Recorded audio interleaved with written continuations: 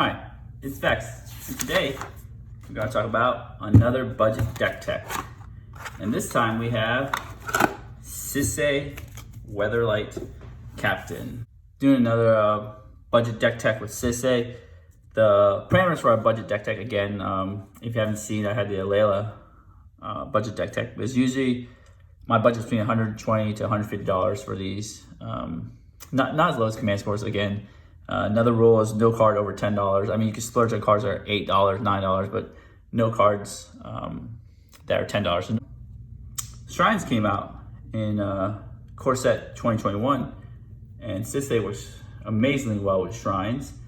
Let's read Sisay first. So Sisay Weatherlight Captain gets +1/+1 for each color among other legendary permanents you control. Then you play Wooburg.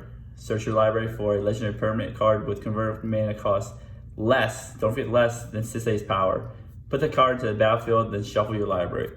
So this deck is really cool because 2004 in Champions of Kamigawa, there was Shrines. So as you can see here, this is a reprint of Eternal Masters, one of the Shrines, and they were Hondens. And Core Set 2021 came out with Sanctums and added 6 more Shrines to the mix. So before there was only 5, now there's 11, which is pretty cool. And since all Shrines, let me put the tokens aside, all Shrines are legendary enchantments, so Sisay can fetch them up. So I think that's pretty cool. So you can fetch up Shrines, and the more Shrines there are, the more value you get. So let's go through some of the Shrines here. So we have Shrines in casting cost order. So there's Hondens and Sanctums. So let's actually separate them out into the old ones and the new ones. Whoa, that's not a Shrine. How did I get in there? Put that back there. So let's say Sanctum, Sanctum, Sanctum, Sanctum. There we go. Put Sisay down here. So there's the Sanctums, which are the brand new ones in Core 2021. And they should throw 3 of the 4 right here. 3 of the 5, so 3 of the 6. I keep forgetting about saying them all. Trigger at the beginning of your pre-combat main phase. So this is right after you draw. It triggers kind of like a Sagas trigger. So not in your upkeep. It's kind of weird. Maybe they did it because they didn't want you to have Paradox Haze, take extra upkeep steps, and gain value. The Sanctum of All is like the Shrine Lord. And this triggers on upkeep, so it's very weird, but you know, it is what it is. So you may search your library or graveyard for a Shrine card and put it to the battlefield. If you search your library, this way, shuffle it. If an ability of another Shrine you control triggers while you control 6 or more Shrines, that ability triggers an additional time. So it's really cool. It's like its own Paradox Haze for Shrines, and you can stack the ability where you get the Shrine first, and then you trigger the Shrine you got twice on upkeep. That's if you get a Honden that triggers on upkeep. These 2 Shrines don't actually trigger. They're activated abilities, the White Shrine and the Red Shrine. This one taps creatures, this one discards lands, deals X damage. Target creature or planeswalker, X number of Shrines you control. It sucks it doesn't deal to players. So let's go through some of the Shrines. Shrine Sanctum of Calm Waters. If you get a pre-combat main phase, you may draw X cards or X number of Shrines you control. If you do, discard a card. So it's kind of like they took the other ones, like the Honden, kind of nerfed it a little bit. Sanctum of Fruitful Harvest. So beginning your pre-combat main phase, add X mana of any one color or X number of Shrine you control. So it's kind of like a what's that? Carpet Flowers, but for a number of Shrines. Beginning and then Shrine of Stone Fangs. So these Shrines are much cheaper. So you got 1 casting cost, 2, 3, 4. Oops, sorry, I'm pointing to things you can't see. Yeah, a 1 casting cost here. This is a 2 casting cost, 2, 3 casting cost, and a 4 casting cost. So they're cheaper than the original Hondens, which are 3, 3, 3, 4, 4, 5, 5. So it's much cheaper. So Sanctum of Stone Fangs. At the beginning of your pre-combat main phase, each opponent loses X life, and you gain X life, or X number of Shrines you control. So this goes, there's the Hondens, deals damage number of Shrines, gains 2 life for a number of Shrines. Opponent discards a card for each Shrine you control. This is not that useful. in the late game because, you know, opponent discarding 5 cards, you know, they usually don't have that many cards. This is really useful right here. This is the only shrine that actually makes creatures. At the beginning of your upkeep, put, you know, colorless 1/1 spirit creature token into battlefield for each shrine. And this one is, you know, draw a card for each shrine you have. So that's pretty cool. Sisay here can fetch out shrines. However, you gotta remember that Sisay can only fetch a shrine where it's less than her power. So if you only have Sisay alone and no other legendary permanents, the only shrine that you can fetch out is this shrine, Sanctum of Tranquil Light, because it's a 1 casting cost.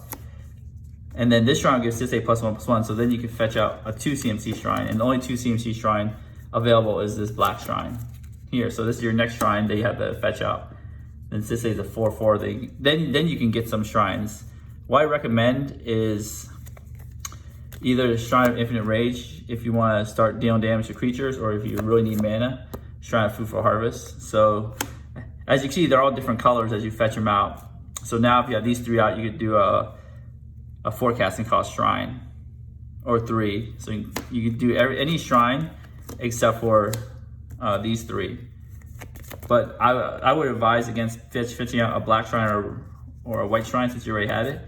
If you fetched out the red shrine, then always fetch out a different color shrine, probably the blue shrine here. So you can get Sisay up to a 6/6, and then you want to go nuts with Sanctum Wall, so you can tutor with Sanctum Wall and tutor with Sisay and go shrine crazy. As with all deck techs, I like to go over the cards. Again, I can't stress the importance of having tokens. These are your spirit tokens for your green shrine, Honden, some angels, some Pegasus. Always have your tokens. They're very important. Help you distinguish what's what. Of course, you know, you have your 11 shrines. That takes up most of your deck. You can't play without these, budget or non-budget. You have to have these. So what I'd like to have is, I know tutors are hard to get on the cheap, but Idyllic Tutor was just reprinted in Theros Beyond Death. So very good to find any of your enchantments, any of your shrines you need if you don't have Sisay on the board. Any of your protection spells like a Sphere of Resistance, etc. Or Oblivion Ring if you need that. Hannah's Ship's Navigator. This is a way to do some graveyard recursion. So you can get your enchantment or artifact card back from the graveyard. So if somebody destroys something, you get it back. Mass Graveyard Recursion, Dance of the Manse is really cool. It scales, and then it could turn them to a 4/4 creature if X is 6 or more. Get your artifacts or enchantments back. Open the vaults. You gotta remember is that when you cast this card, it returns all artifacts and enchantment cards from all graveyards to the battlefield under their owner's control. So if something mass boards wipe you, your artifacts, and you're the one with the most artifacts. I mean artifacts, enchantments, or I guess artifacts and enchantments. You can return them all. Primeval's Glorious Rebirth. So all your shrines are legendary. So this returns all legendary permanent cards from graveyard to the battlefield. So that's neat. So it kind of like helps with the graveyard recursion, because I know a lot of people will be wanting to kill your shrines or your protection spells like Propaganda, Banishing Light, etc. So you can try to get them all back. This is another piece of protection here. Is Destiny Splinters. It's a great card, just reprinted. Again, very budget friendly. Creatures and enchantment spells you control can't be countered. She can be countered, but any spells after this can't be countered. And on top of that, it's an enchantment creature. The bottom text in that is relevant. I like to have some counterspell suites and counterspells in my deck. And Domin's Veto is really good. Essentially, is a final word counterspell. Heroic Intervention, reprinted in Core Set 2021. And this used to be really expensive, but now that the price has gone way down because of the reprint, it's worth adding in my deck. It protects your shrines.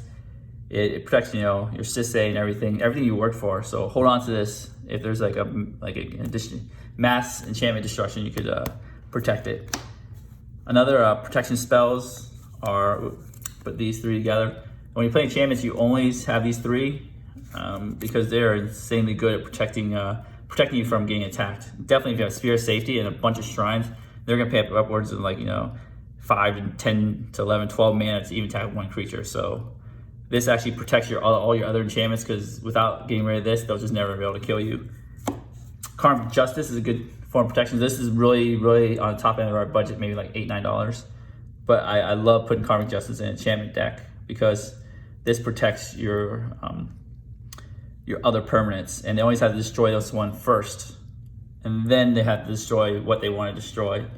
And if they do like a mass enchantment wipe or board wipe, man, you get to destroy a bunch of their permanents.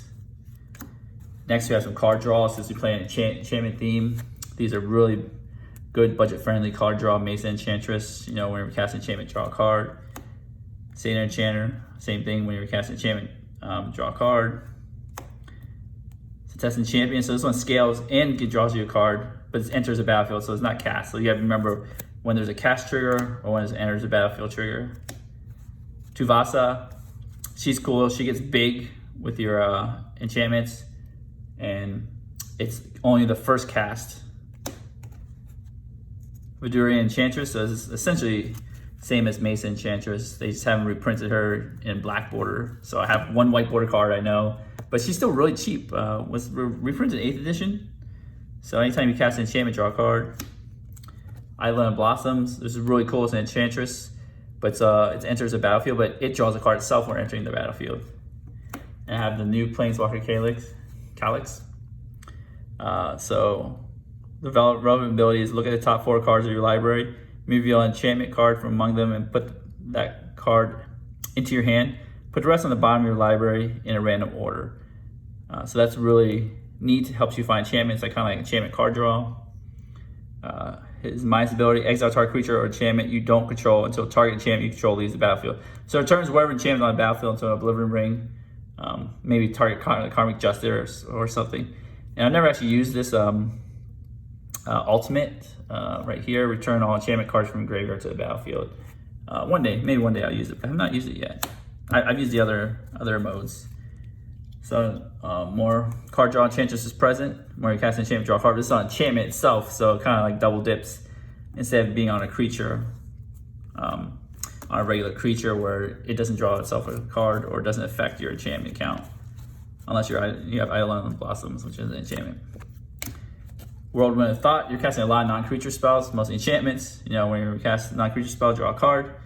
This also counts, you know, artifacts, instant sorcery, so Planeswalkers, so don't forget that as well too. And some removal, always white deck, always has Sorcerer's Postures. They printed this to death. Very cheap, very good. Now this is really cool since you're playing a lot of legendary permanents, a lot of shrines.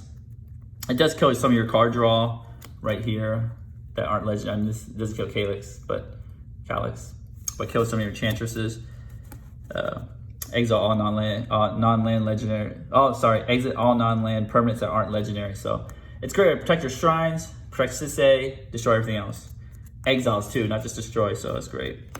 Darksteel Mutation. So you always have problematic permanents. You just want to enchant this, turn to 0/1 insect, and then leave them on the battlefield. This is really great for other people's commanders. So you just put it, and they can't exile it back to the command zone. Kind of just neutralize their commander for a little while until they get rid of this enchantment. Or Silence. I love this card. It just taxes your opponents, and it's like a safety net sitting on the battlefield to kill something just in case you need to. Banishing Light effect, you know, more removal. Doomwake Giant. This is really cool. If my playgroup loves playing with some tokens, so I just like wipe those tokens with Doomwake Giant. You play Doomwake Giant, give your opponent's creatures -1/-1. Play another enchantment -2/-2, basically wipes a lot of their board. With enchantments, you always play Sigil of the Empty Throne. This has been reprinted. This is pretty budget friendly too. Makes 4/4 angels every time you cast an enchantment.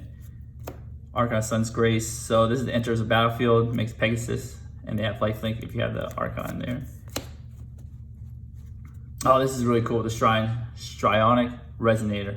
So you could let the Shrine trigger go on the stack, then you can copy that trigger. This is really cool if you have the extra mana one or the draw. Actually, this is really cool with any of the Shrines. It doesn't work, you know, of course, with the activated abilities of the red or white Sanctum. You know, I really hate how they have all triggered abilities and they just like decide to have activated abilities, but you know, I have activated the red Sanctum multiple times, discarding multiple lands in one turn. So, you know, sometimes it's good, sometimes bad, but it sucks. It's weird that they make two, like, with the exception to like, that's an exception to the rule. As I mentioned, Paradox Haze, you know, enchant player at the beginning of enchanted player's first upkeep. Each turn, that player gets an additional upkeep step, so it triggers the Hondens twice. Estra's Invocation, you know, this is a copy enchantment. At the beginning of my upkeep, you may exile this enchantment. If you do, return to the battlefield. So you can just continuously copy different things. Do not copy a shrine because they're legendary. Just want to put it out there. It's a great copy spell. Don't copy your own shrines because you'll just destroy your legendary legend rule, your other shrines. Mirror Maid. So this is another copy effect, but it's a permanent copy effect. Again, I love having one Graveyard Hate, and Ground Seal is the Graveyard Hate of choice in this deck. It doesn't exile graveyards, but it's pretty cool. It's an enchantment, it draws a card, cantrips. So this is my ramp or mana. Gigantha. So once you have Sisay up to 6 power, you can fetch out Gigantha, and then essentially Gigantha can pay for Sisay next turn. I think that's pretty neat. Incessant Wanderer has Constellation, and it gets you lands from your library. So this helps you accelerate out your land, because you obviously need tons and tons of lands to activate your Sisay's ability, and maybe activate twice in one turn. Herald of the Pantheon, cost reducer for enchantments. Feyburrow Elder gets +1/+1 for each color among permanents, but this is kind of like that green one. I can't remember its name. That taps for each color among permanents you control, add mana that color. I'll remember it one day. If you remember it, type in the comments, because I'm having a brain fart right now. Bloom Tender. I think it's Bloom Tender, right? Yeah. So a lot of our ramp is going to be enchantment-based ramp, because, you know, playing enchantment deck. Wild Growth, Fertile Ground, Trace of Abundance, Gift of Paradise.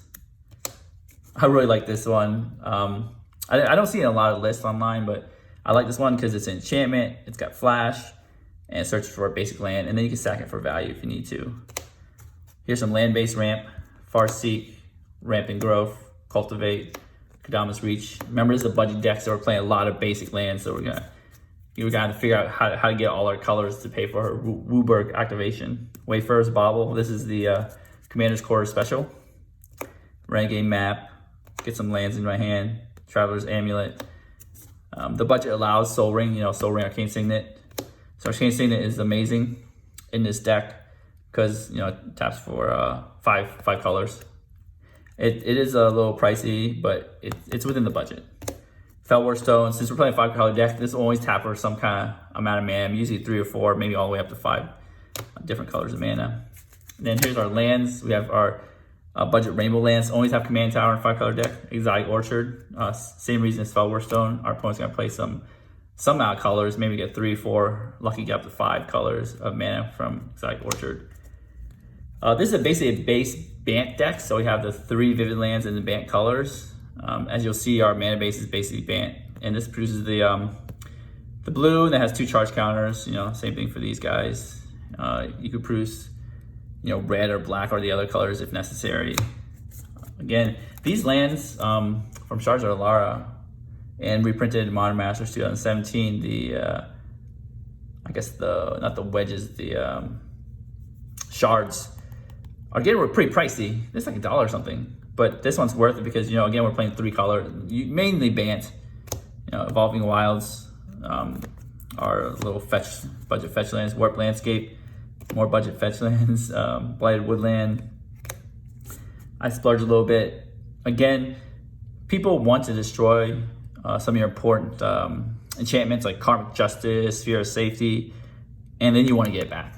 Those are so important to the deck. It helps you protect yourself and your permanents that Hall Heliod's Generosity gets it back. It's about $5 some, so it's a little high, but it's worth the price. Then we have a bunch of basic lands. As you can see, our mana base is base Bant, so we got lots of plains, a bunch of islands, very little swamps. We just need them to be able to fetch them out to activate Sisay's activation. So they're just there for the activation, and some, a couple shrines in there, and a bunch of forests. All right, so that's the entire deck there. What we usually want to do is I'm gonna shuffle this deck up, and then we're gonna goldfish a quick hand. All right, we'll be right back. Okay, we're back. So let's start. 1, 2, 3, 4, 5, 6, 7. Okay, so let's see what opening hand looks like. All right, Sanctum of Fruitful Harvest. So we got one shrine, that's good. Got forest. So man, remember, always try to get a forest. It's the one land you really need in your open hand. And especially, thank God we got a forest. We don't have any plains or mountains. We don't really need them right now, but we just need white. We got fertile ground, so we got lots of ramp. It's all ramp, but that doesn't matter because we can just get our commander on the board and be able to play it. So we have fertile ground, where enchanted lands tap for mana. Troy has additional 1 mana of any color, which is great. This helps get our white. And usually lands are protected in casual commander. People don't destroy your land that often. Sanctum of Fruitful Harvest, sorry. Can't pronounce, tongue-tied today. X mana of any 1 color, so this can get our red if we need for Sisay. So this is not a bad hand. I think we got green mana to cast our ramp spells. So let's start. Okay, first turn, Satyr Enchanter. Okay, cool. So I think first thing we want to do is just obviously play our forest. Say go. Next turn, let's see what we get. Swamp. Gosh, we don't need this. These are only 2 swamps we have in the deck. Remember that. So the only play we have is fertile ground. So let's play island, and I'm going to enchant the island since this is our only forest to be able to get 2 green. So I'll play fertile ground right on island, right there. So this can tap for additional 1 mana of any color, which is great.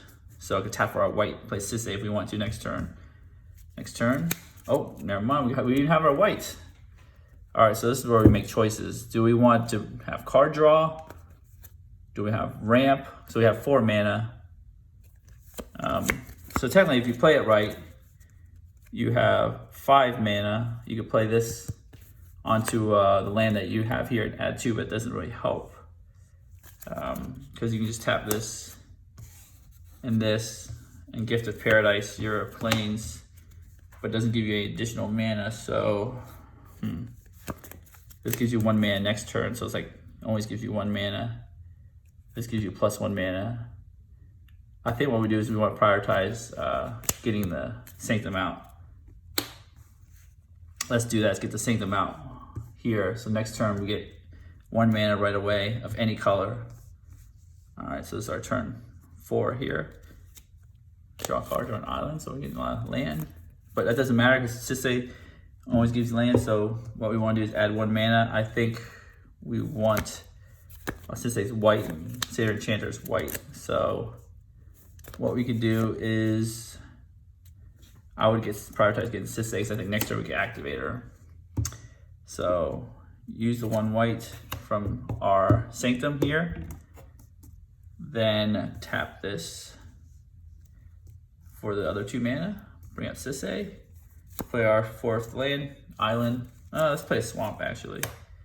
And let's just tap for...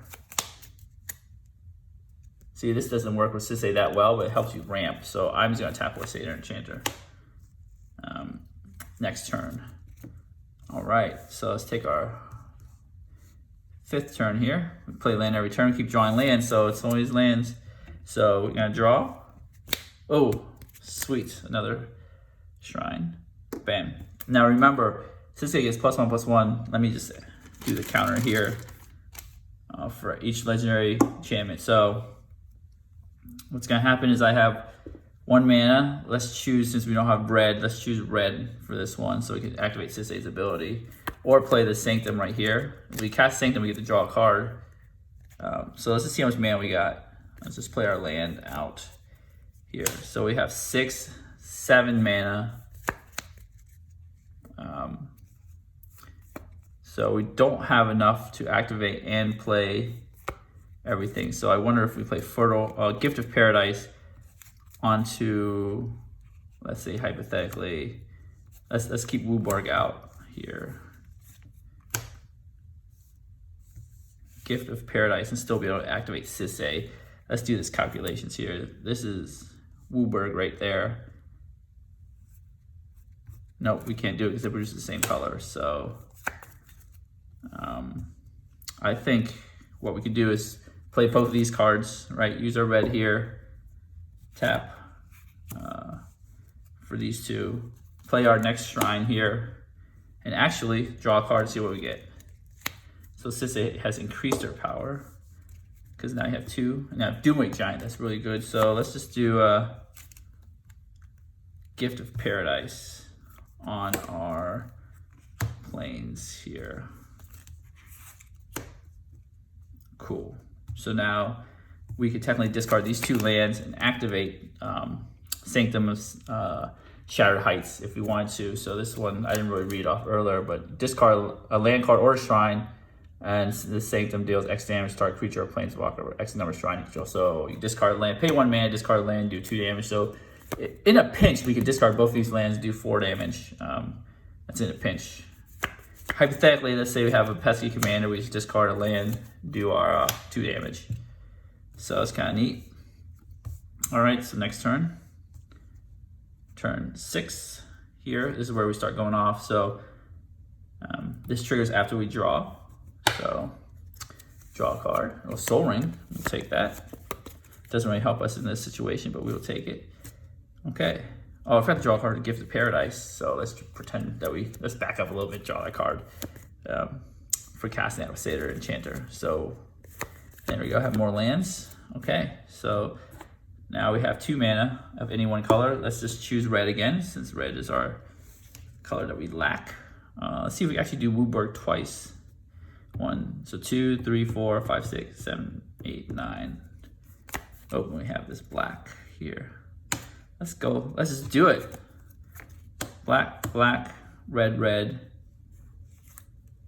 white, white, blue, green, green. Yep, we have it all. We have it all, my friends. We're activate Sisay twice here. The first time you can get something 3 or above, and the next time, depending on what you can get something 4 or above. So let's just do it in order here. Let's see, Sisay's 4 power, so you get 3 cost shrines. So let's look for any cool 3 cost shrines here. Sometimes I forget what they all do, so I just have to look for them all. Remember, it's legendary permanents. I mean, you could get Calyx, I think.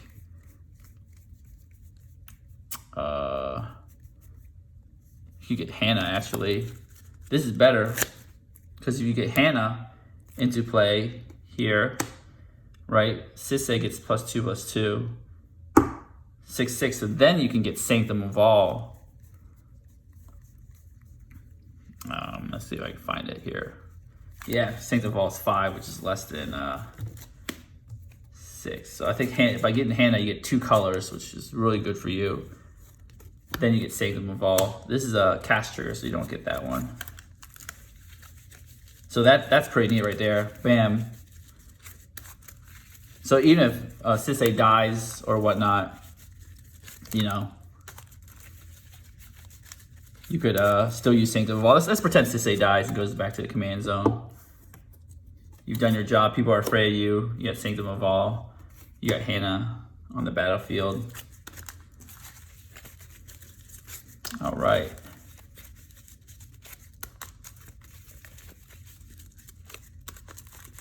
When I was wrong about this trigger, you can't stack it so you get the shrine, trigger the shrine, because the beginning of your upkeep is over.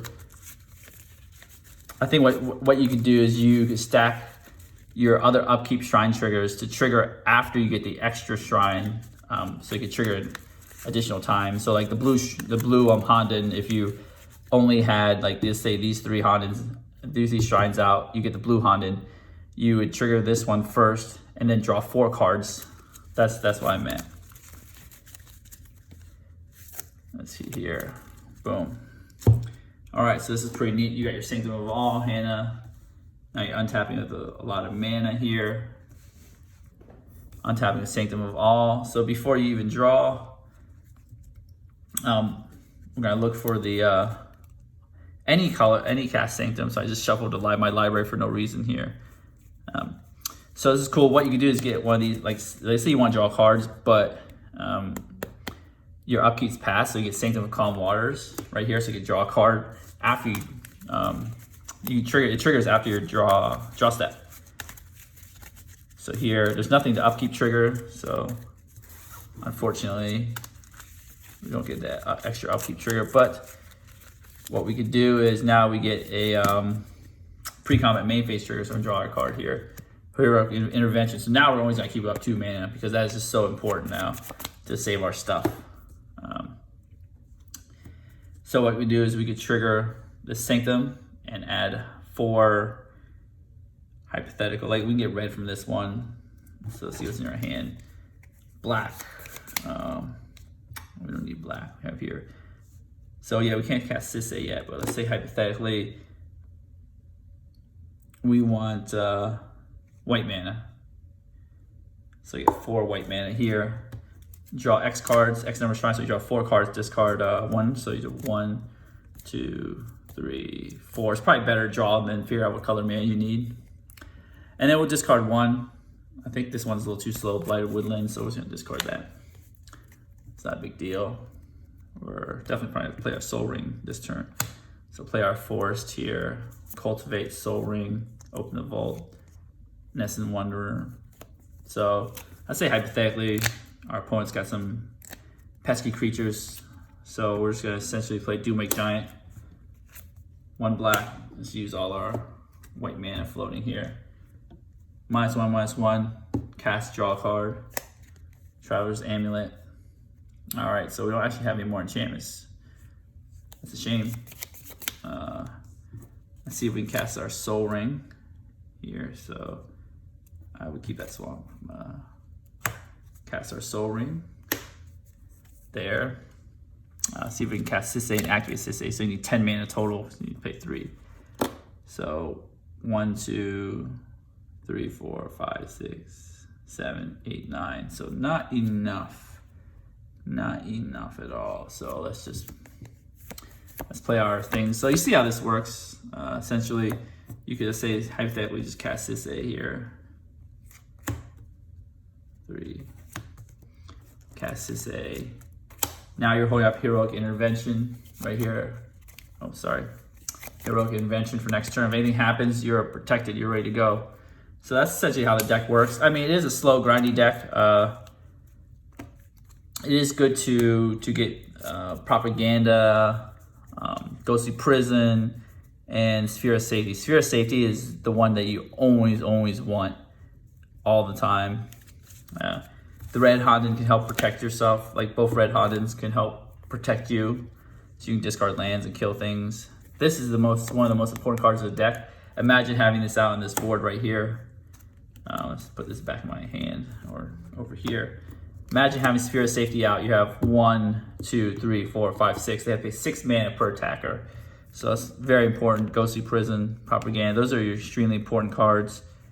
And these are to copy Sphere of Safety, essentially. So you can sit there and grind value. And once you have grinded tons of value by drawing lots of cards, triggering your items twice, destroying your opponent's creature, generating a gazillion mana. You can kill them with the, you can sit back, relax, and essentially kill them with the Black Shrine right here. Each opponent loses X life, and you gain X life, or X number of shrines you control. You can use the green shrine to get chump blockers. The other green shrine, Honden of Life's Way, to get tons of chump blockers. So this deck is really neat. I really enjoy it. It is grindy, and because you have a budget mana base, you don't have like a million dual lands to help you out with your colors. You gotta be careful what you tap. Make sure you always think about how you tap your mana. That makes you a better player. I feel like budget decks make you a better player too, because they force you to think about things that you usually don't really think about, because you always have like tons of dual lands in your non-budget deck, tons of shock lands. You tap wherever mana you want, and it's fine. But here you gotta think about it, just like I had to sit there and think about it too. So that's all we have for this budget deck tech. Do you guys like cool cycles of cards are, you know, like budget deck techs with these cool cycle cards like the Hondens, the Shrines, the Sanctums and such like that. I really like when Wizards, you know, prints really cool themes that you know, jam right into commander decks. Sisay's, you know, perfect commander for that, but you know, there's other commanders that you could use for the Shrines and Sanctums. So, you know, leave your answers in the comment section below. Definitely hit the thumbs up button if you enjoy my video and want to see more budget deck techs or, you know, regular deck techs in general, and smash that subscribe button. That'll help support the channel, keeps me going, keeps the lights on, and as always, have a wonderful day.